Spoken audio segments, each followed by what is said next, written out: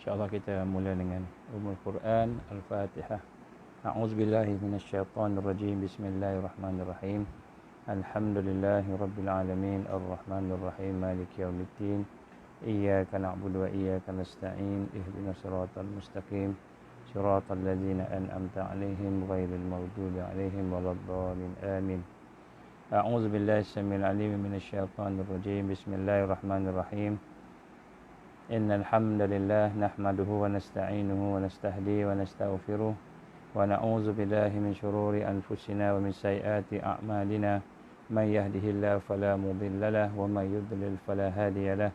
Asyhadu an la ilaha illallah wahdahu la syarika lah wa asyhadu anna Muhammadan abduhu wa rasuluh. Qala rabbi shrah li sadri wa yassir li amri wahlul 'uqdatam min lisani yafqahu qawli. Rabbi zidni ilman amma ba'd. Assalamualaikum warahmatullahi wabarakatuh. Alhamdulillah, pertama-tama kita panjatkan rasa syukur pada Allah Subhanahu wa taala dengan sebenar-benarnya, dengan sedalam-dalamnya. Kita tundukkan hati-hati kita, kita tundukkan fikiran kita, kita tundukkan seluruh yang ada pada kita kepada kekuasaan Allah Subhanahu wa taala. Kita bersyukur pada Dia, kita mengikhlaskan hati-hati kita. Marilah sama-sama kita memanjatkan selawat salam kepada Rasulullah sallallahu alaihi wasallam, kepada para ahli keluarganya, pada sahabat-sahabatnya, juga kepada mereka yang mengikuti perjuangan Rasulullah sallallahu alaihi wasallam sehinggalah kepada hari kiamat. Kita panjatkan doa, salam dan selawat pada semua. Insya-Allah mudah-mudahan kita termasuk di dalam selawat itu. Marilah sama-sama kita pada malam ini merasa satu kegembiraan, ketenangan kerana telah dipilih oleh Allah Subhanahu Wa Taala untuk bersama-sama dalam majlis kita, walaupun mungkin majlis ini sederhana sahaja, insya-Allah. Pertama ini tuan-tuan hamba Allah, kita sedang berada dalam bulan Ramadan, maka saya ingin mengingatkan diri saya dan diri tuan-tuan puan-puan sekalian supaya marilah sama-sama kita memperbanyakkan lagi ibadah kita. Ibadah yang paling utama ialah ibadah hati. Ibadah hati itu kita memanjatkan doa kita, selawat kita, doa kita dalam hati kepada Allah Subhanahu Wa Taala. Kita berselawat kepada Rasulullah sallallahu alaihi wasallam dan juga kita sentiasa memperbanyakkan zikir, zikir kepada Allah. Zikir ini adalah merupakan ibaratkan air kepada ikan. Sekiranya ia tidak ada, ikan akan mati. Jadi zikrullah ini adalah ibaratkan nyawa kepada hati kita. Kalau kita susah nak berzikir, payah nak berzikir, hati-hati kita ni keras, tak boleh nak berzikir, maka kita bimbang, itu tanda hati kita sakit. Hati kita sakit, hati kita mati. Jadi kita nak kena sentiasa memperbanyakkan. Kalau kita rasa susah, kita kena paksa. Kita dah bincang dah semalam tajuk wirid ni. Macam mana kita rasa keperluan kita untuk sentiasa berada dalam keadaan ada wirid. Wirid ni maknanya apa? Wirid ni maknanya kita mempunyai amalan-amalan sunat. Amalan sunat yang kita lakukan secara istiqamah.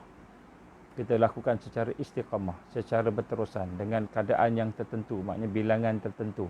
Dengan keadaan yang kita kata maknanya dia berterusan. Berterusan kerana Allah amat mencintai pada amalan-amalan yang dilakukan yang berterusan. Kalau amalan yang tidak berterusan, dia tidak sampai kepada sasaran dia. Macam kita lah, kalau kita nak pergi ke satu tempat, maka kita kena berjalan terus walaupun panas, walaupun sejuk, walaupun banyak halangan. Kita kena jalan terus. Kalau jam sampai 10 jam pun, kita tunggu, kita ikut sampai habis, sampailah kita sampai. Jadi begitulah dengan amalan-amalan, kita kena berterusan sehingga sampai kita kepada Allah Subhanahu Wa Taala, insya-Allah. Pada malam ini insya-Allah kita nak ambil masa sedikit ini untuk kita sama membincang satu tajuk yang merupakan antara tajuk yang penting, yang kuat, merupakan kekuatan kepada orang yang akan berhadapan dengan berbagai ujian dan fitnah, iaitu mempercayai Allah sepenuhnya. Sebelum ni kita telah berbincang berkenaan dengan sifat tadaruk. Tadaruk ni maksudnya kita merendahkan diri kita kepada Allah. Kita menghinakan diri kita, kita merasai kita memerlukan Allah. Kita merasai kita ni fakir. Allah sajalah yang mempunyai segala-galanya. Maka kita mempunyai sifat bahawa kita ini memerlukan Allah Subhanahu Wa Taala. Maka pada malam ni kita nak tambah satu lagi. Yang kita nak tingkatkan lagi kualiti kita. Kualiti amal hati kita, amalan hati kita. Kualiti amalan fikir kita. Iaitu kita ingin merasai, kita ingin menanamkan satu perasaan sedalam-dalamnya. Iaitu kita ni wajib mempercayai Allah Subhanahu Wa Taala sepenuhnya. Kita wajib bergantung sepenuhnya kepada Allah, hati kita. Maka di sini kita ingin memulakan dengan kepercayaan kita kepada Allah Subhanahu Wa Taala adalah kepercayaan yang tidak ada batas. Tidak ada batas. Sebab itulah hari ini kita mungkin telah banyak membaca doa. Kita telah banyak bercakap dengan Allah, dah banyak memanjatkan munajat dan doa kita kepada Allah Subhanahu Wa Taala. Malahan kita sentiasa banyak doa, siang malam kita berdoa. Akan tetapi satu soalan yang kita nak tanya dalam diri kita, apabila kita berdoa itu, apakah kita berdoa kepada Allah dengan yakin, dengan keyakinan, dengan perasaan yakin? Apakah kita memanjatkan doa kita kepada Allah dengan rasa penuh kepercayaan, penuh percaya? Dan inilah perasaan yang wajib kita hadapkan diri kita kepada Allah Subhanahu Wa Taala. Kerana apa?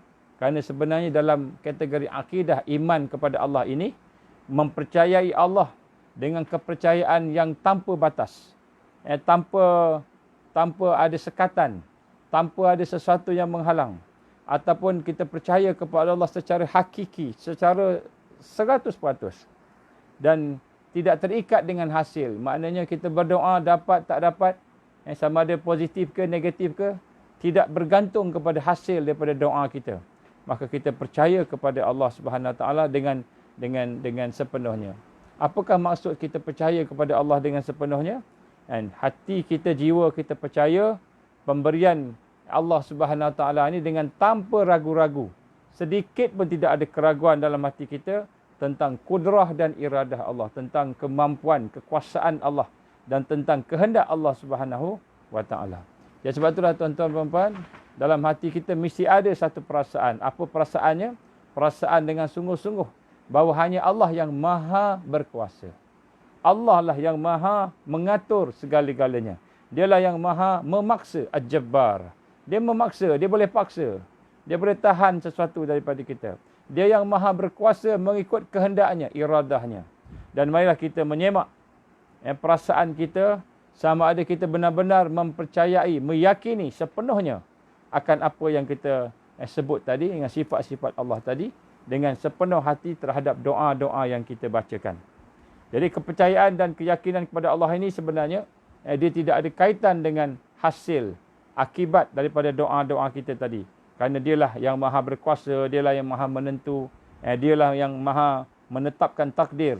Dan segala-galanya berada di dalam genggaman Allah Subhanahu Wa Taala. Inilah satu perkara yang penting untuk kita letakkan dalam diri kita, dan inilah sebenarnya merupakan senjata kepada kita. Sebab itulah tuan-tuan puan-puan rahmati Allah, pada hari ini kita melalui kehidupan. Macam-macam kehidupan kita, macam-macam peristiwa dalam kondisi kehidupan kita. Ada orang yang diuji dengan kesusahan, kepayahan, dan ada orang yang diuji dengan kesenangan, dengan kemewahan, mudah segala-galanya. Maka di sinilah kita nak melihat bagi seorang mukmin, seorang yang beriman kepada Allah, tidak kira apa kondisi dia, tidak kira apa keadaan dia, iman dia sentiasa meningkat. Keyakinan dia kepada Allah sentiasa meningkat. Keyakinan dia semakin kukuh. Bertambah musibah, ujian bertambah, makin kuat ujian, makin tingkat iman dia. Ini orang yang beriman. Orang yang beriman makin kuat kepercayaan dia kepada Allah Subhanahu Wa Taala. Semakin susah hidup dia, semakin sulit hidup dia, maka semakin kuat iman dia kepada Allah Subhanahu Wa Taala. Sebab itulah kita kena lihat dalam hati kita ni, kepercayaan kita, keyakinan kita kepada Allah tadi, adakah berkaitan dengan hasil doa kita, keputusan Allah tadi. Adakah jika hasil itu berubah, bukan yang kita kendaki, keyakinan kita juga berubah. Ataupun adakah apabila Allah SWT memberikan kepada kita sesuatu yang kita nak, pun juga berubah, keyakinan kita berubah. ataupun keyakinan kita semakin bertambah-tambah keimanan kita. Sebab itulah tuan-tuan rahmati Allah, kita ingin menanamkan di dalam kehidupan kita satu perasaan bahawa kita ini sentiasa mencari redha Allah. Mencari redha Allah, dan keredaan Allah inilah yang kita nak pegang. Kita bagi satu contoh tuan-tuan, apabila kisah Nabi Allah Ibrahim AS. Nabi Allah Ibrahim AS, apabila dia telah diuji oleh Allah Subhanahu Wa Taala, bila dia telah memecahkan berhala-berhala yang ada di sekitar tempat dia tu, maka lepas tu dia letak pula kapak di dekat tempat berhala yang paling besar. Maka orang akhirnya tangkap dia lah, dipendekkan cerita, tangkap. Maka Ibrahim kena tangkap. Maka berkatalah orang-orang yang ada di situ. Dia kata apa? Dia kata qalu harriqu wansuru alihatakum in kuntum fa'ilun. In kuntum fa'ilin. Dia berkata, mereka berkata, setelah mereka dah tak boleh nak berlawan hujah dengan Nabi Allah Ibrahim AS, maka dia berkata, wahai kaumku, ataupun mereka berkata, bakarlah dia, dan belalah Tuhan-Tuhan kamu ini yang dia telah pecah-pecahkan, jika kamu orang yang benar-benar mahu membela Tuhan kamu. Jadi kita lihat orang-orang kafir yang ketika musyrikin ketika itu, dia kata bakar Ibrahim. Sejak dia tak boleh nak berhujah, tak boleh nak hujah dah, bakar dia. Maka Nabi Ibrahim pun dikumpulkan kayu sebagainya, kemudian dia nak dibakar. Dan kita melihat Nabi Allah Ibrahim dibakar, dan apabila Nabi Allah Ibrahim dibakar, Allah selamatkan dia. Macam mana Allah selamatkan dia? Kan? Allah selamatnya dengan Allah sendiri berfirman kepada api, "Qulna ya nar kuni bardan wassalaman ala Ibrahim." Allah sendiri berfirman, wahai api, jadilah kamu sejuk dingin, bardan wassalaman, dan kamu sejahtera. Jadi bukan saja sejuk dingin, tetapi dia perintahkan api supaya api itu memberi keselamatan kepada Ibrahim AS. Jadi kita tengok macam mana situasi dia. Nabi Ibrahim ditangkap. Orang dah mula pukul, mula dalam keadaan yang marah, mengamuk. Kemudian dia kata bakar, akhirnya dia nak dibakar. Kemudian lepas tu dia dah berdiri dah dekat depan kita kata bangunan yang telah disediakan, kayu api yang telah membara, tinggi sampai 4 tingkat, 5 tingkat bangunan. Tinggi. Apinya marak besar. Dia didudukkan di atas macam tebing untuk dia tolak sampai jatuh ke bawah, masuk ke dalam api. Tuan-tuan rahmati Allah SWT. Kalau Allah Subhanahu Wa Taala nak tolong Nabi Ibrahim AS, sebelum dia dimasukkan ke dalam api, boleh tak? Boleh. Kan boleh. Tiba-tiba semasa dia tengah berdiri tu, kan tiba-tiba datang angin taufan, datang, habis banjir semua, hilang api, tak ada. Boleh tak? Boleh. Allah Maha berkuasa. Ataupun Allah nak menolong dia dengan menghantar malaikat, rempah bumi ke, semua orang mati, tinggal dia seorang. Boleh tak? Boleh. Tapi kenapa Allah Subhanahu Wa Taala kan menyelamatkan Nabi Ibrahim alaihissalam setelah dia dicampakkan dalam api?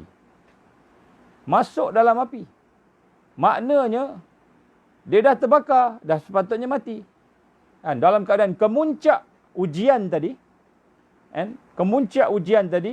sehingga dia dicampak masuk dalam api, tiba-tiba dia tidak terbakar. Jadi kita bayangkan kemuncak kesusahan. Kemuncak dia ialah nyawanya akan melayang, dia akan terbunuh, terbakar. Jadi kita lihat kalau logiknya, baiklah Allah selamatkan dia sebelum. Kan? Lebih baik sebelum. Tetapi sebenarnya Allah SWT nak menunjukkan kepada kita apa dia.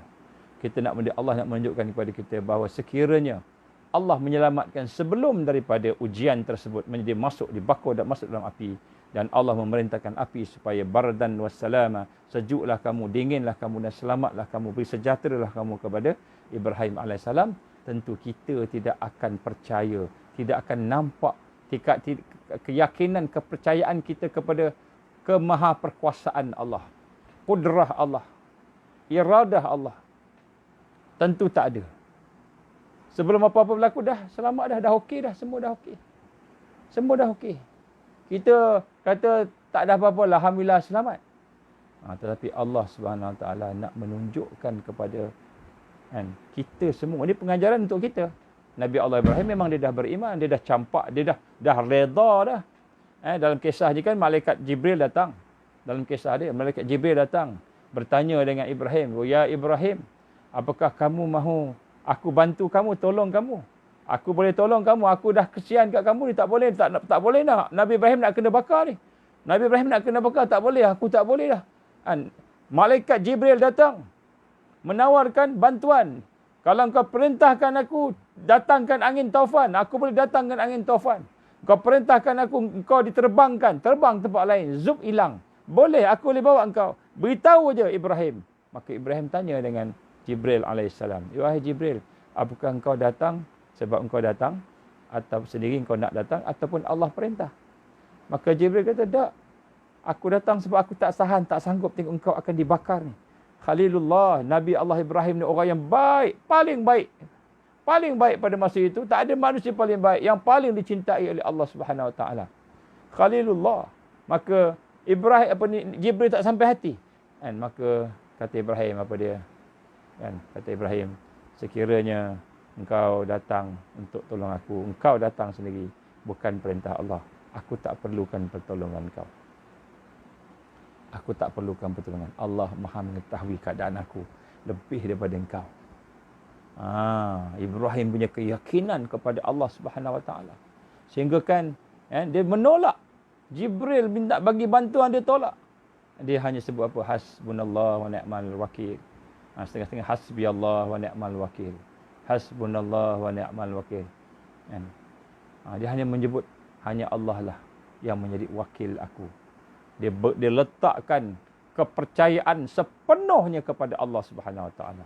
Dia letakkan kepergantungan sepenuhnya kepada Allah Subhanahu Wa Taala. Kalau Allah redha aku dibakar oleh api ini, maka aku redha dengan apa yang Allah redha. Ini Nabi Allah Ibrahim alaihissalam. Inilah kita kata kepercayaan sepenuh hati, meletakkan kepercayaan, sekah kita, percaya kita, yakin kita kepada Allah Subhanahu Wa Taala. Sehingga akhirnya betul Ibrahim ditolak, dicampak dalam api, masuk api, masuk. Bukan kata tak masuk, dan sepatutnya dah terbakar. Tetapi Allah memerintah an-nar. Wahai api, kamu sejuklah dan kamu sejahteralah, selamatlah kamu. Bardan wassalama ke atas Ibrahim. Maka api menjadi sejuk, menjadi sejahtera, selamat kepada Ibrahim. Tidak ada kebakaran, malahan sejuk dalam itu.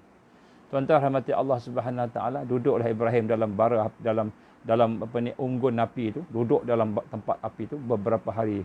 Dengan setengah riwayat kata 2-3 hari, 3-4 hari begitu.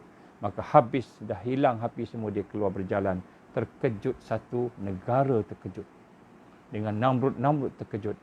Dan Allah Subhanahu Wa Taala nak membuktikan bahawa dialah yang maha perkasa. Dialah Al-Qahar. Dialah Al-Jabbar. Dia yang menguasai segala-galanya. Dia yang boleh menundukkan api yang marak, yang boleh membakar, yang menghanguskan. Ini pengajaran. Sebab tu tuan-tuan, kita ni kadang-kadang kita doa, minta ke Allah, minta macam-macam. Kita minta nak sihat, kita minta nak kaya, kita minta masalah kita diselesaikan. Tiba-tiba Allah Subhanahu Wa Taala masih lagi bagi kita masalah, tak selesai-selesai. Masalah kita tak selesai-selesai. Jadi adakah masalah kita tak selesai? Adakah penyakit kita tak sembuh? Miskin kita bertambah-tambah miskin? Adakah kesusahan kita bertambah, penderitaan kita bertambah? Menyebabkan kita tak yakin, tak percaya kepada Allah. Sekiranya itulah yang berlaku pada kita, maka sudah tentulah sebenarnya kita tidak memahami akan hakikat kudrah, iradah, ilmu, hayah. Sifat-sifat Allah kita tak faham. Kita tak kenal Allah lagi. Rupa-rupanya tuan-tuan, Allah bagi kita susah. Allah bagi kita susah supaya apa? Supaya kita meningkatkan keyakinan kita, meningkatkan kepercayaan kita kepada Allah Subhanahu Wa Taala. Allah Maha berkuasa. Contoh tuan-tuan, satu lagi contoh, Nabi Musa alaihissalam. Kisah Nabi Musa kita dah mendengar dah. Nabi Musa di mana dia membesar? Dia membesar dalam istana. Istana mana? Istana Firaun. Dia anak raja, anak angkat raja. Tuan-tuan bayangkan, anak angkat raja ni kadang-kadang lebih lagi daripada anak-anak sebenar. Kan? Dengan kemewahannya, dengan maksiat, dengan mungkar, dengan nak buat apa saja, anak raja. Anak Firaun, bukan anak raja sebarang raja, anak Firaun. Jadi kita lihat bagaimana dalam keadaan kemewahan, dalam keadaan kekufuran, kemaksiatan, kemungkaran yang mengelilingi Musa alaihissalam. Dengan kawan-kawannya rosak akhlak, minum araknya, berzinanya, sebutlah bunuh orang, semua boleh. Firaun. Sebut Firaun. Dia bukan raja biasa, raja Firaun. Duduk dalam istana Firaun. Dia menjadi anak angkat Firaun. Dia mendapat segala kemewahan yang ada. Dia mendapat segala kerosakan yang ada. Kalau kita kata, tentu rosak Musa. Daripada baby sampai besar, duduk dalam kemewahan. Duduk dalam kesenangan. Tetapi Allah pelihara Musa. Allah yang maha berkuasa pelihara Musa. Kalau kita lah duduk dalam istana, mewah, semua ada, nak zina boleh, nak arak boleh, nak bunuh orang pun boleh. Nak buat apa saja. Ada lesen besar, tentu kita rosak. Rosak kita. Macam kebanyakan orang rosak dengan kemewahan. Mungkin sebab ayahnya itu kaya, ayahnya itu bisnes, anaknya rosak. Ataupun ayahnya lembut, maknya lembut, tak pandai nak didik anak, anak rosak. Dia semua bagi kemewahan ke anaknya. Semua yang anak-anak dapat. Ataupun ayahnya mungkin ada kuasa, ketua polis ke, ketua menteri ke, apa ke, kan? Mungkin dia ada kita kata ada kuasa, maka dia boleh apa nak, dia rosak. Tuan-tuan, kita melihat Allah Subhanahu Wa Taala yang maha berkuasa memelihara Musa alaihissalam yang duduk dalam kondisi mewah, dalam kondisi boleh buat apa saja maksiat, orang keliling semua mungkar, semua maksiat, tetapi dia boleh beriman pada Allah. Hati dia boleh terpelihara, bersih hati dia. Fikiran dia boleh bersih fikiran dia. Dia tak jadi macam mana orang sekitar dia. Walaupun pembesaran dia dikata pembesaran dia itu adalah pembesaran kufur, maksiat dan sebagainya. Ini contoh. Contoh bagaimana Allah Subhanahu Wa Taala maha berkuasa. Maha berkuasa. Allah melepaskan seseorang daripada balak dan bencana. Kalau dia nak lepaskan, dia boleh lepaskan. Duduk dalam suasana mungkar tapi dia tidak terikat, terpikat, terlekat dengan suasana mungkar. Duduk, akhir jadi Nabi Musa alaihissalam. Menentang pula Firaun yang dah berjasa pada dia daripada kecil, bela dia sampai ke besar, berjasa pada dia. Dia menentang pula Firaun. Patutnya dia boleh ganti Firaun. Jadi raja Mesir tu, dia boleh ganti dengan kekuatan dia, kemampuan dia, kebijaksanaan dia. Kan? Dia boleh ganti Firaun. Tapi dia tak memilih untuk memegang dunia, mengganti Firaun. Dia memilih untuk bersama Allah. Memilih untuk bersama iman. Ini kita contoh bagaimana seseorang yang diuji pula dengan kesenangan. Diuji pula dengan kemewahan. Tetapi kesenangan dan kemewahan itu tidak melunturkan imannya. Tidak melunturkan kepercayaan dia kepada Allah. Bersih hati dia, tak luntur. Kita macam mana? Mungkin hari ini kita susah. Kita minta senang.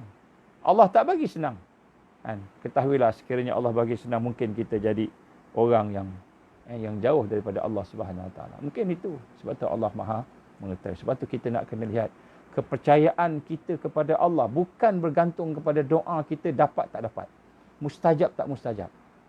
Bukan kerana kita nak tengok Allah ikut kata kita. Kita kata kita nak A, Allah pun bagi A. Kita nak B, Allah pun bagi B. Tapi sebenarnya keyakinan kita, kepercayaan kita sepenuhnya kepada Allah kerana sifat Allah dan perbuatan Allah, kerana dialah Rabb, dialah Ilah, dialah Tuhan kita, dialah yang menjadikan kita, dialah yang memberi segala-galanya kepada kita. Maka kita ni tak layak untuk mengarahkan dia dengan doa-doa kita. Malahan kita nak kena letakkan kepercayaan kita, keyakinan kita sepenuhnya kepada Allah Subhanahu Wa Taala. Sebab tu tuan-tuan, kita nak kena tanamkan perasaan ini kepada anak-anak kita. Anak-anak kita nak kena kenalkan dengan Allah. Sehingga anak-anak kita ni ditanam dengan keyakinan bagaimana Allah SWT ni sepatutnya kita bergantung padanya. Sepatutnya kita berharap padanya. Sepatutnya kita yakin padanya. Kita percaya pada Allah lebih daripada kita percaya yang lain. Hari ini kita percaya kepada yang lain. Lebih daripada kita percaya Allah. Kita lebih percaya kepada doktor. Kita lebih percaya kepada ilmuwan. Kita lebih percaya kepada manusia. Kita lebih percaya pada diri kita. Kekuatan kita, kepandaian kita, ilmu kita. Saya ni PhD di dalam bidang perubatan. Saya ni PhD bidang psikologi. Saya tahu dan saya tahu. Kita lebih percaya pada ilmu kita. Kita lebih percaya kepada diri kita, makhluk, kawan-kawan, manusia daripada Allah. Maka sebab itu satu masalah yang mungkin akan timbul kepada kita apabila kita tidak menanamkan sedalam-dalamnya, sekukuh-kukuhnya kepercayaan kepada Allah Subhanahu wa Ta'ala, terutamanya dalam jiwa anak-anak kita. Sebab tu kita kena cerita tentang pertolongan Allah. Saya bagi satu contoh, tuan-tuan. Contohnya kita lihat bagaimana pertolongan Allah Subhanahu wa Ta'ala kepada Rasulullah sallallahu alaihi wasallam. Ketika Nabi sallallahu alaihi wasallam nak berhijrah ke Madinah. Nabi nak berhijrah ke Madinah. Pada masa tu kan kita kata orang-orang Madinah dah boleh terima Rasul sallallahu alaihi wasallam. Dia telah menghantar Mus'ab bin Umar untuk pergi tengok, pergi dakwah. Kemudian sampai satu peringkat kata Mus'ab, dia kata, "Ya Rasulullah, tidak ada satu pintu di Madinah melainkan semua dah mendengar tentang kerasulan kau dan kenabianmu dan mereka terima, ya Rasulullah." Baik, saya nak sebut kat sini, apa sebab paling penting orang Madinah boleh terima Rasulullah sallallahu alaihi wasallam? Sebab yang paling penting bukan dakwah Mus'ab. Dakwah Mus'ab ni ada, kita kata memang kita kata usaha yang penting. Tetapi antara asbab penting orang-orang di Madinah boleh terima Mus'ab. Boleh terima dakwah Rasul sallallahu alaihi wasallam sebelum hijrah. Kerana mereka dah mendengar dah cerita tentang Nabi nak datang Madinah ni daripada orang Yahudi. Orang Yahudi di Madinah dah bercerita dah pada mereka. Malahan mereka semua berpindah daripada negara mereka di tempat-tempat merata tempat tu, datang ke Taibah, datang ke Yathrib, datang ke Madinah untuk menunggu kedatangan seorang Nabi yang disebut di dalam kitab mereka. Dan mereka telah pun menyatakan kepada orang-orang Madinah, mereka dah tolong proses dah tolong dakwah dah. Mereka dah dakwah dah. Dia kata akan ada nanti Nabi datang. Nabi akan datang berhijrah ke Madinah. Dia akan memimpin negara Islam. Dia akan memimpin kebenaran. Kita di dalam kitab kami ni, kitab Yahudi ni, kamu kena percaya. Mereka dah bantu dakwah dan akhirnya penduduk Madinah, hati mereka terbuka, ternanti-nanti untuk menunggu dakwah daripada Rasulullah sallallahu alaihi wasallam. Maka apabila Mus'ab datang untuk berdakwah di Madinah, sebagai orang pertama yang datang dihantar oleh Rasul sallallahu alaihi wasallam, maka pada ketika itu kita melihat orang Madinah dah terbuka hati. Apa ada Nabi? Ya, dia ni seorang Nabi. Dia ni mengajak manusia supaya mentauhidkan Allah, menyembah Tuhan yang satu, la ilaha illallah, mengajak supaya kita berbaik-baik, supaya jangan berperang, supaya kita sentiasa hormat menghormati, tinggalkan perkara-perkara yang merosakkan. Dia mengajak kita pada kesatuan, kasih sayang. Dia mengajak kita kepada kekuatan dunia, kekuatan akhirat. Dia maka Mus'ab cerita, orang Madinah boleh terima. Orang Madinah boleh terima. Hanya setahun atau 2 tahun begitu, kurang lebih. Orang satu Madinah boleh terima dakwah Mus'ab. Mus'ab memang dia seorang pandai bercakap. Memang seorang yang pandai bercakap, pandai berbahasa. Dia hikmah dia tinggi Mus'ab. Tapi nak sebut kat sini, persiapan orang-orang di Madinah untuk menerima tak sama macam persiapan bangsa kaum Mekah yang menolak Rasul sallallahu alaihi wasallam kerana di Mekah tak ada Yahudi. Di Mekah tak ada Yahudi. Di Madinah banyak Yahudi. Dan kenapa Madinah banyak Yahudi? Kerana dalam kitab Yahudi ada menyatakan akan ada satu Nabi yang terakhir, Nabi akhir zaman yang akan memimpin umat manusia kepada kebaikan. Maka dia pun duk kempen supaya bila Nabi datang besok, mereka semua satu Madinah akan bersama dengan Nabi tersebut. Tiba-tiba bila Nabi itu datang, dia tengok yang datang tu bukan bangsa mereka, bukan Bani Israel. Tiba-tiba dia tengok bangsa Arab. Kalau macam kita tengok orang Indon, kalau orang Malaysia kata, orang Indon, macam itu. Kalau orang Indonesia pula, orang Malaysia, orang Melayu, orang Indon pula. Kalau Thailand, orang Malay, begitu lebih kurang lah. Maknanya kita memandang rendah. Bukan bangsa kita, bukan bangsa kita, bukan orang kita, bukan kaum kita. Saya bukan nak mengapi-apikan Indon Melayu, bukan. Saya nak sebut sini, ini masyarakat biasa, berpandangan macam gitu kan. Orang Bangladesh, kau nak kahwin dengan orang Bangladesh, orang Melayu kan. Kau nak kahwin dengan orang Nepal, contoh. Kan dia nampak bukan bangsa dia, bukan keturunan dia. Dah tak ada Melayu kau nak kahwin. Katalah anak kita nak kahwin dengan kan. Bangladesh. Kau dah tak ada anak Melayu, tak ada orang Melayu, macam itulah. Jadi orang Yahudi lebih kuat dengki dia. Dengkinya lebih kuat kepada orang Arab. Pada keturunan Ismail. Pada keturunan Rasulullah SAW.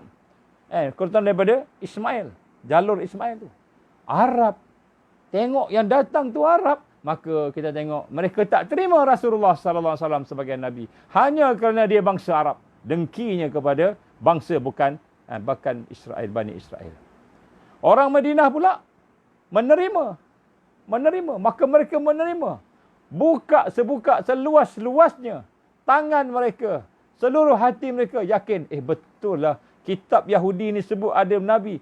Tengok betul ada Nabi sebagaimana tanda-tanda. Sebab tu Allah gambarkan dalam Quran. Mereka ni Yahudi ni lebih kenal Rasul sallallahu alaihi wasallam daripada mereka kenal anak-anak mereka. Maksudnya dia kenal sungguh dengan tanda kenabiannya, dengan akhlaknya, dengan sahsiah, dengan apa yang dibawa, ajaran-ajaran ni semua dia kenal. Tuan-tuan, siapakah orang yang membantu Islam berkembang di Madinah? Orang Yahudi, musuh Islam. Musuh Islam. Maknanya apa? Maknanya kudrah Allah, kuasa Allah. Allah Subhanahu Wa Taala mahu memudahkan Islam berkembang di Madinah. Membuka hati-hati manusia-manusia yang ada di Madinah. Orang Madinah yang terkenal dengan lemah lembut mereka. Berbanding dengan kafir musyrikin di Mekah. Yang tolong kempen tu orang-orang Yahudi. Yang kemudian mereka sendiri tolak Rasulullah sallallahu alaihi wasallam. Bukan sebab kebenaran yang Rasulullah bawa. Tetapi kerana dia bangsa Arab. Tuan-tuan rahmati Allah Subhanahu Wa Taala. Di sinilah kita lihat bagaimana pertolongan Allah. Dia boleh datang dari tempat, dari keadaan yang tidak kita sangka-sangka. Sekiranya kita percaya kepada Allah. Sekiranya kita yakin sepenuhnya kepada Allah Subhanahu Wa Taala. Sekiranya kita meletakkan keyakinan kita sepenuhnya kepada Allah Subhanahu Wa Taala, maka pertolongan Allah kepada kita boleh datang daripada sesuatu yang kita tak sangka-sangka. Kalau kita kata musuh kita, musuh Islam, Yahudi. Rupa-rupanya Yahudi inilah yang telah membantu dakwah Mus'ab bin Umair radhiyallahu anhu. Disebut tuan-tuan, nak sebut bagaimana kita melihat keadaan kita ni kadang-kadang kita tak percaya Allah macam mana yang sepatutnya. Kita tak percaya Allah sebagaimana yang sepatutnya. Banyak contoh, tuan-tuan tengok contoh Nabi-Nabi. Contoh Nabi apa? Nabi Nuh alaihissalam. Nabi Nuh alaihissalam. Kadang-kadang kita ni kan, Allah bagi kita susah, kita doa dah banyak, kita minta dah menangis banyak, dah menangis. Maka hati kita kadang-kadang tersentuh, ya Allah, hati kita rasa macam tak percaya, tak yakin betul ke sebagainya. Hati kita ni bisikan-bisikan jahat nafsu kita ni. Tuan-tuan, kita tengok Nabi Nuh alaihissalam. Nabi Nuh alaihissalam berdakwah siang malam 50 tahun kurang 1950 tahun. Laila wan nahar, daripada malam daripada siang sentiasa berdakwah. Tuan-tuan rahmatullah, apa berlaku? Akhirnya Allah perintahkan Nabi Nuh alaihissalam buat kapal. Buat kapal. Tengah-tengah padang pasir buat kapal. Di padang Sahara buat kapal. Maka logik tak? Tak logik. Nak buat kapal dekat kawasan yang tak ada air. Bukan tepi laut. Bukan tepi sungai. Bukan buat dekat tepi sungai, tepi laut. Tak, kawasan lapang tanah pasir, tak ada air. Kemudian Allah perintah buat kapal, bukan Allah sediakan kayu siap-siap. Bagi duit siap-siap suruh orang upah buat. Tak. Allah perintah tanam pokok. Kayu kapal tu Allah perintah cari pokok sekian. Pokok sekian. Kamu tanam. Sebelum tanam nak kena semai dulu. Benih dia, kita tahu proses nak menanam petani ni kan. Dia bukan boleh tanam cucuk gitu aja. Dia kena semai. Mula-mula kena cari benih dia. Kat mana nak cari, ya Allah? Allah bagi petunjuk, dia pergi cari, kat sini. Dia pun ambil pokok-pokok tu, dia pun tanam. Tanam pokok, tanam. tanam pokok tu nak jadi kayu balak, tuan-tuan. Bukan sehari dua. Nak jadi kayu balak. Nak jadi kayu balak untuk nak buat papan ni. Bukan sehari dua, puluh tahun. Dia tanam. Tanam pokok. Dah tanam pokok semua, maka dia tebang pula pokok. Tebang pokok bukan senang. Dulu mana ada gergaji chainsaw semua, mana ada. Kapak. Nak buat kapal bukan kecil. Nak masukkan kapalnya, nak masuk binatang-binatang, setiap binatang dalam dunia ni. Wakil-wakil ni sepasang, gajah, semua nak masuk dalam tu. Tuan-tuan bayangkan. Tak boleh buat kapal yang kecil. Tak boleh pula buat kapal sambil lewa setakat perahu sampan biasa macam kita nak pergi laut tangkap ikan. Tak boleh. Nak buat kapal yang macam cruise. Macam kapal cruise tu. Macam Mavi Marmara. Ada tempat tidur, ada tempat semua. Tempat dapur, ada tempat tidur. Ada tempat taut binatang yang jenis lembap, ada taut binatang jenis berair, ada taut binatang jenis macam-macam binatang semua ada. Ada binatang yang besar, ada binatang yang kecil. Zirafah dah besar, tentu besar. Harimau dah tentu ganas, tak boleh campur dengan binatang lain. Tuan-tuan rahmat Allah SWT. Jadi nak buat tu, Nabi dah ada dah, Rasul dah ada dah. Nabi Nuh AS. Dan kemudian nak buat kapal tu pula bukan tepi laut. Apa cerita? Dengan tanam pokok, bermula kena semai pokok, kemudian tanam pokok, kena tuai, maknanya kena potong pokok, kemudian kena potong buat papan. Buat papan pula. Mana ada kilang papan zaman dia? Tuan-tuan, maknanya puluh tahun. Puluh tahun. Mungkin ratus tahun. Untuk nak buat kapal. Dan kemudian perintah dia buat kapal, Allah perintah bukan tepi laut tadi. Dekat padang Sahara, padang pasir. Tak logik. Tetapi dalam keadaan tak logik, percaya penuh kepada Allah. Dia yakin dengan Allah. Ni wahyu Allah, ni perintah Allah. Allah suruh buat walaupun nampak susah. Dia buat bertahun-tahun, berpuluh tahun. Dia nak siapkan kapal, orang gelak. Kita dengar cerita, orang gelak. Sampai dah siap kapal pula, dah kapal, orang pakat-pakat berak pula, kencing pula atas tu. Macam-macam ujian dia. Tuan-tuan, Allah. Rupa-rupanya perkara yang nampak mustahil, yang nampak tak masuk akal, itulah yang menyelamatkan dia. Yang menyelamatkan dia. Menyelamatkan orang-orang yang bersama dengan dia, yang mengikut dia. Keluarga yang mengikut dia. Dia ada anak yang ikut dia juga. Tuan-tuan rahmat Allah Subhanahu Wa Taala, sebab tu kita hari ini, kepercayaan kita, sekah kita kepada Allah, percaya kepada Allah, mestilah percaya penuh, sepenuhnya. 100%. Tak boleh sikit pun ada keraguan. Tak boleh sikit pun ada keraguan. Kita nak percaya Allah ni 100%. Kalau adalah dalam hati kita perasaan ragu-ragu, itu bisikan syaitan. Itu bisikan nafsu. Sebab fitrah kita memang sebenarnya kita ni akan bersama-sama dengan duduk di bawah Tuhan yang sebenar, Rabbul Jalil. Tuhan yang sebenar. Tapi hati kita. Sebab tu bila kita berdoa, kita minta ke Allah, kita nampak macam tak nampak dia punya hasil. Dan kemudian kita nampak macam kita berada dalam kesusahan, demi kesusahan, demi kesusahan. Demi penderitaan, malam-malam menangis. Kita minta pada Allah, tapi seolah-olah macam Allah tak dengar. Hati kita mula rasa tawar hati. Hati kita mula rasa ada rasa macam tidak gairah. Tidak bersungguh-sungguh. Alah, sama je, aku dah minta puluh tahun, aku dah minta dah. Aku dah puluh tahun aku minta. Tapi sakit aku ni masih ada. Anak aku masih tak balik-balik. Kan?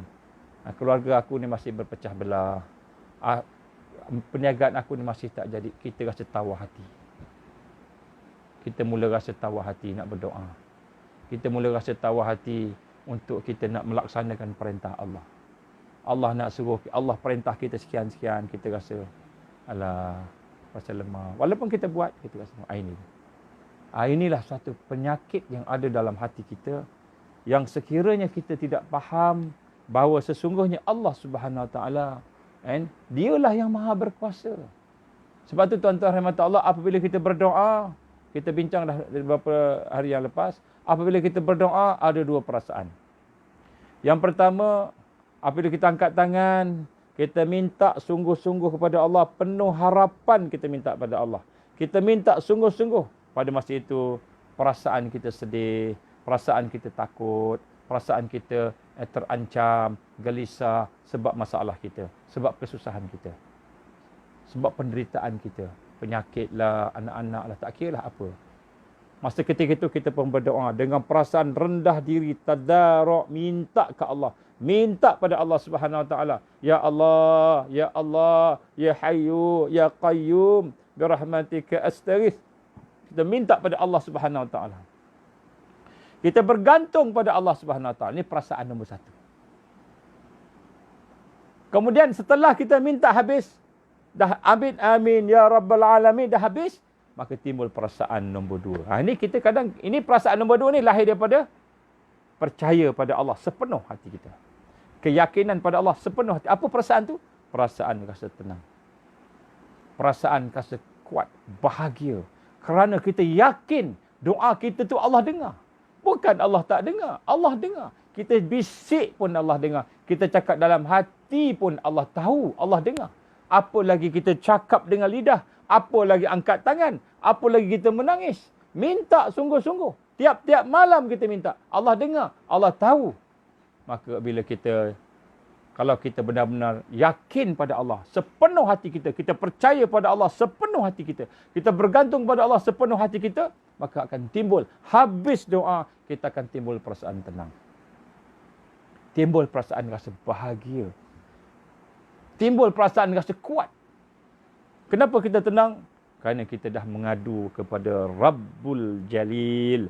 Kita dah mengadu pada Rabbal Alamin. Kita dah mengadu pada Tuhan kita. Kita dah mengadu pada Allah. Kita dah mengadu kepada yang menjadikan kita. Yang memberikan segala-galanya pada kita. Kita dah mengadu dah pada dia.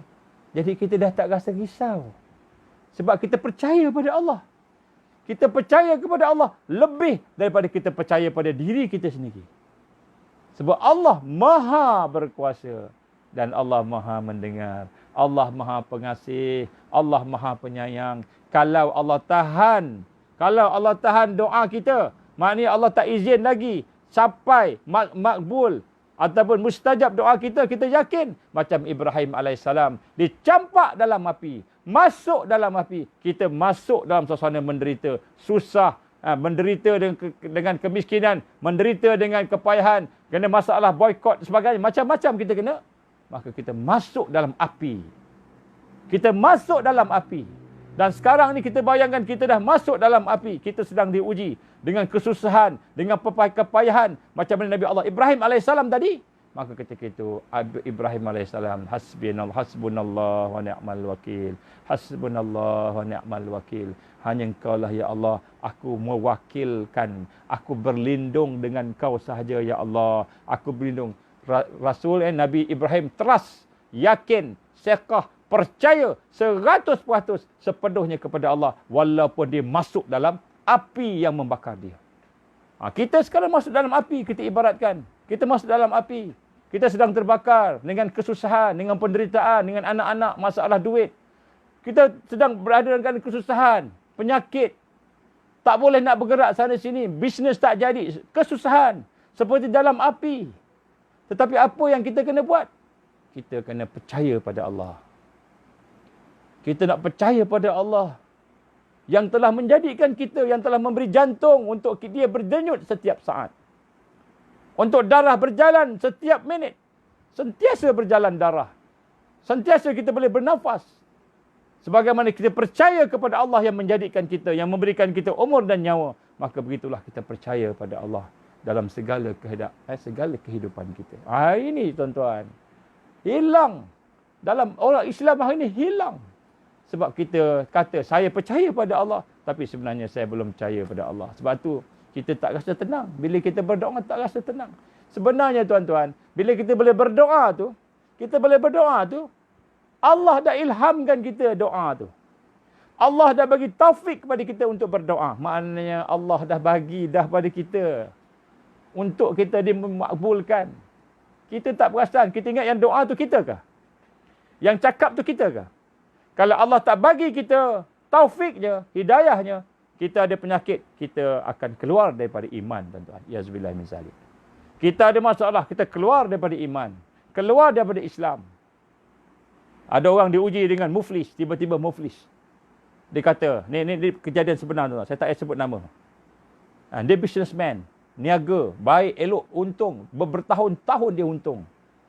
Dan dalam untung dia bukan kata dia lara, tak, dia sembahyang, dia puasa, dia zakat, dia bagi semua. Tapi tiba-tiba Allah uji dengan muflis. Bankrupt, dia kena tipu dengan kawan dia. Bankrupt, habis. Rumah nak kena lelong. Isteri, anak nak tinggalkan dia. Tinggal dia sebatang kara. Dia kata apa?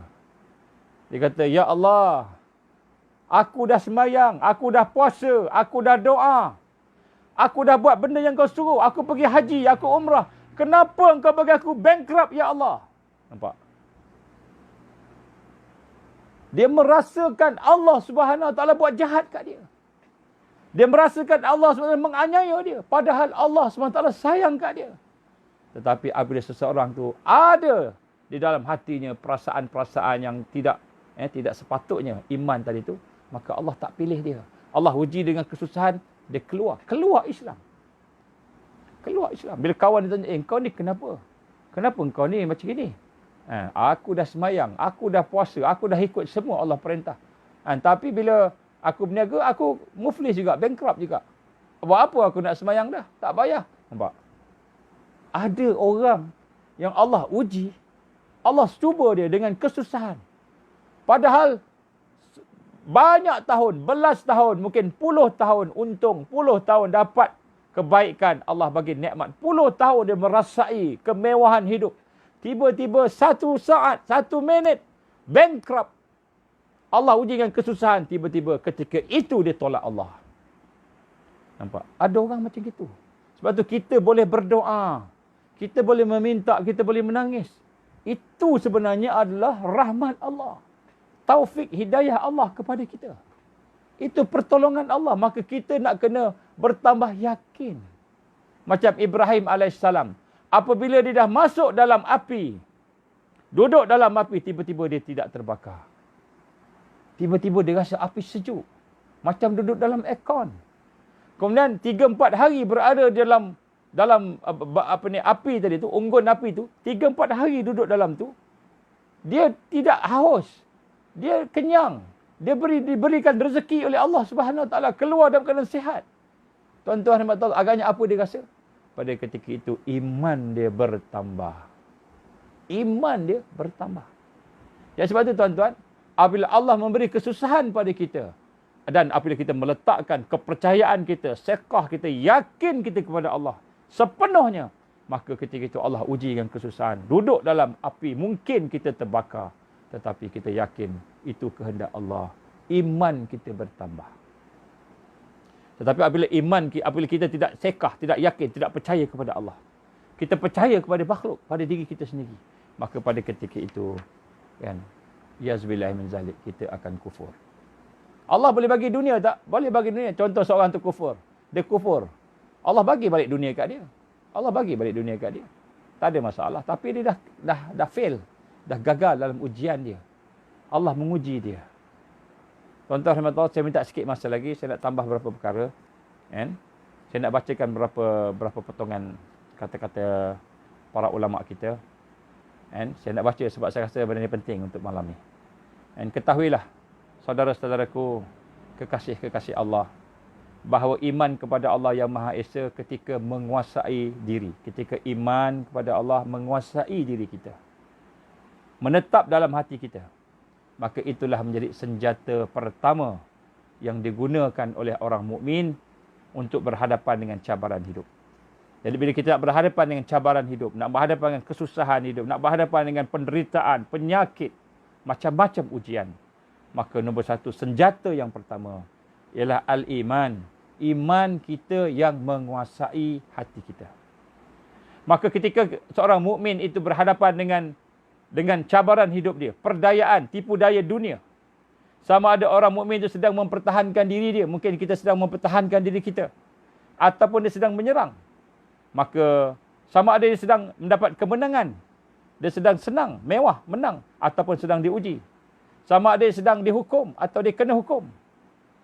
Maka pada ketika itu senang susah, maka tanpa iman semua senjata akan sia-sia.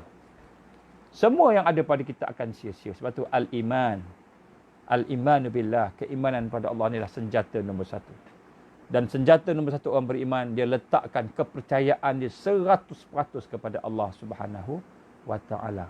Maka kesusahan menjadi satu kesenangan pada dia. Sebab dia yakin itu daripada Allah. Penderitaan menjadi satu kenyamanan, keamanan pada dia. Ya Allah, aku reda. Ya Allah, walaupun aku menderita sakit. Ya Allah, aku reda. Aku reda, ya Allah. Aku tahu Engkau akan beri rahmat kepada aku. Engkau yang maha pengasih, maha penyayang. Ni doa Nabi Allah Ayub. Ya Allah, sesungguhnya Engkau maha mengetahui bahawa aku ditimpa penyakit. Sesungguhnya Engkau lah yang maha penyayang daripada segala yang penyayang. Engkau lah yang maha penyayang daripada segala yang menyayangi.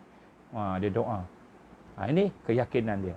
Maka tuan-tuan, di sini ada 3 perkara saya nak sebut sebagai poin untuk menutup pada malam ini. Yang pertama sekali tuan-tuan, kita yang dimaksud dengan iman tadi, nombor 1, kita nak kena yakin. Kita nak kena yakin dalam hati kita. Sejelas-jelasnya perasaan kita bahawa nombor 1, ajal maut kita. Ajal maut kita. Segala yang berlaku kepada kita, qada dan qadar itu, tidak ada satu yang silap. Daripada Allah, tidak ada satu yang silap. Tidak akan berlaku kesilapan yang untuk menimpa kita. Tidak ada satu yang silap. Semuanya dikira oleh Allah Subhanahu Wa Taala. Qul lan yusibana illa ma kataballahu lana wa maulana wa 'ala Allahi falyatawakkalul mu'minun. Surah At-Taubah ayat 51. Katakanlah, tidak akan menimpa kepada kami melainkan perkara yang telah ditentukan oleh Allah. Dan dialah yang maha berkuasa ke atas kami. Dan kepadanya lah seluruh orang beriman itu bertawakal.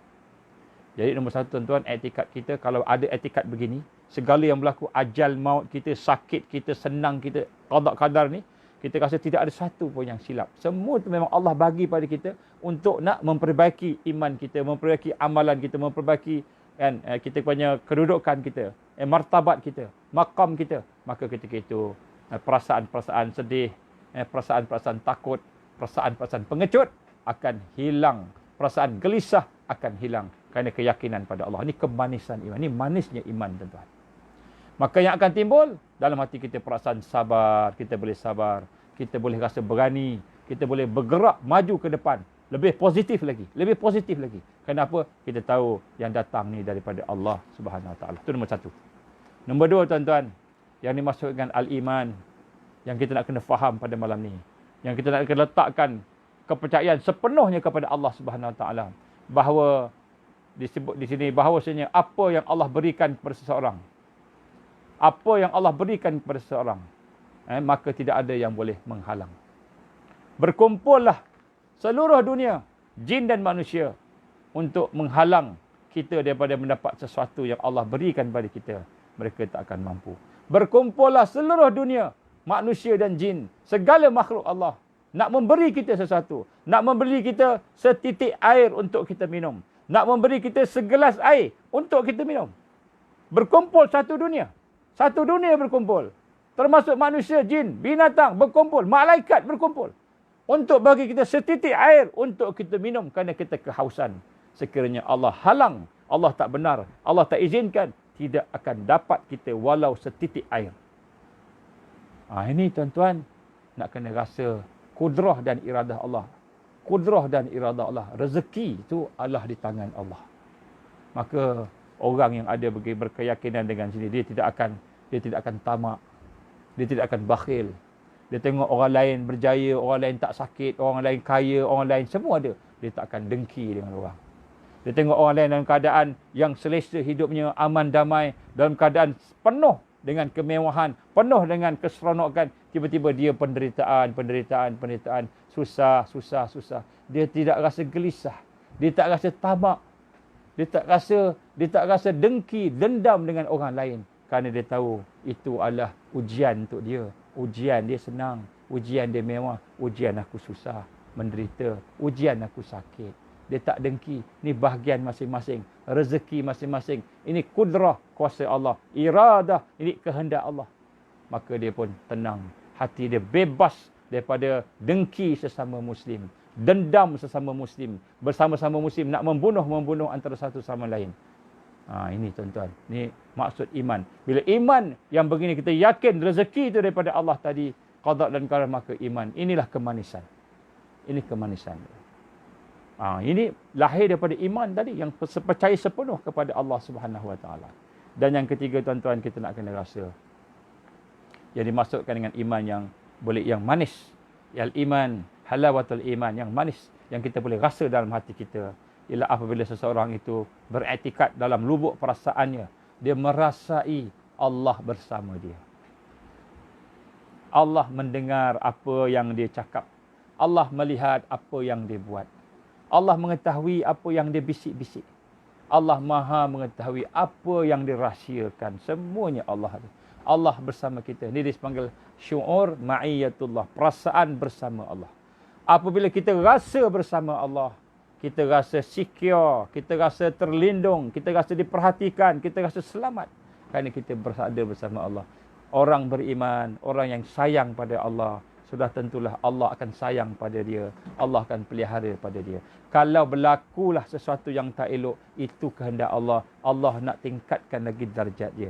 Kalau berlakulah sesuatu yang baik, itu kehendak Allah. Maka Allah SWT nak memberikan kepada dia kesyukuran supaya dia bersyukur pada Allah. Semua yang berlaku di baik, maka dia sentiasa merasai bersama dengan Allah. Syu'ur ma'iyatullah, rasa bersama dengan Allah. Dia rasa Allah mendengar apa yang dia cakap, dia bisik-bisik. Dia rasa Allah tahu apa yang dia rahsiakan. Dia rasa Allah nampak apa yang dia buat. Maka ketika itulah kemanisan iman akan memenuhi kehidupan dia. Maka hilang sifat takut pada makhluk. Hilang sifat rasa rendah diri pada makhluk. Hilang rasa sifat berhajat pada makhluk. Kerana Allah sentiasa bersama dia. Sentiasa bersama dia. Ma'iyatullah. Tuan-tuan, orang yang ada perasaan ma'iyatullah, rasa bersama dengan Allah, maka orang ini akan menjadi orang yang merasai kemanisan beriman. Maka inilah antara 3 sifat yang saya nak sebut pada malam ini sebagai asas-asas untuk kita memenuhi tuntutan akidah, untuk kita meletakkan sepenuh kepercayaan kita kepada Allah Subhanahu Wa Taala. InsyaAllah tuan-tuan, macam mana nak dapat kemanisan iman ni? Macam mana saya sebut, teruskan zikrullah. Zikrullah teruskan. La ilaha illallah, la ilaha illallah. Selawat teruskan. Ya Hayyu Ya Qayyum birahmatika astaghits. Doa teruskan.